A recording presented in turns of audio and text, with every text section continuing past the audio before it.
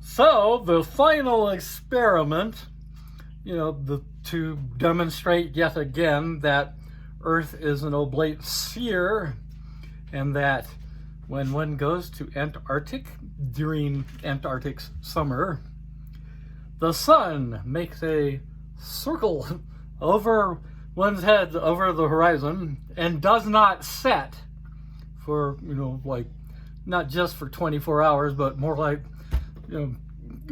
90 days or whatever the hell it is. Final experiment. Huge success. People, including people who claim to believe that Earth is flat. I'm not sure that they actually believe that, but give them the honest doubt, and we will assume that yes, they do believe that Earth is flat.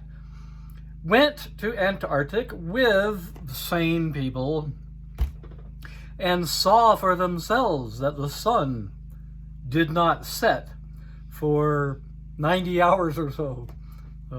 I suppose they're on their way back by now, flying back on aircraft that use great circles to navigate, instead of straight lines on a flat Earth, use great circles. How do flat earther believers, never mind.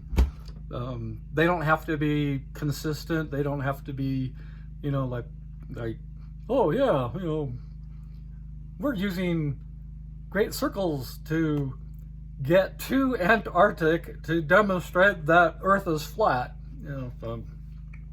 Anyhow, huge success, and as expected, we can see on YouTube and elsewhere the screaming and the howling from flat Earth believers who insist the final experiment was not the final experiment, and there's a hell of a lot of excuses going on there. Chiefly, perspective. It's the sun didn't really go all the way around and is not setting. Perspective. Even though the angular size, the sun itself remained the same size. Put a filter in there, you can actually see the disk of the sun. It's not like, you see the flat sun. I guess maybe the sun is not flat unless it's like facing, pizza sun.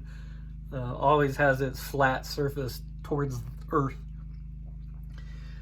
Perspective. There's claims that, the sun is actually a reflection off of the firmament, which is a glass dome that has gates in it to let the rain through. The final experiment apparently is not the final experiment for some of these people, but for the flat Earth people who actually participated in the experiment. What's their excuses for seeing the sun not set for more than 2 days? Good grief. How do they, the cognitive dissonance is like screaming in their skull, echoing off the hollow inner skull space. How do they explain that? Good grief. It's funny. I mean, how do they explain how Earth could possibly be flat? The gods must have done it. And of course, by the gods, I mean the monkeys out there, that created Earth. Everybody knows that humans were created in the image of monkeys because, like, we're apes, but we somehow lost our tails. So the monkeys created Earth, and by the way, they created it a sphere, and they did not create a flat Earth. We can go up into space and see, but one can also go to Antarctic. There's no armed penguins out there that gonna shoot people if they go to Antarctic unauthorized. I mean, people have gone there, but you can sail there if you're batshit crazy, I suppose. But go to Antarctic and see the sun not setting. Hell, go to Arctic and see the sun not setting. But by golly, that's different, because Antarctic is on the rim and Arctic is in the center. So, what follows, what comes after the final experiment?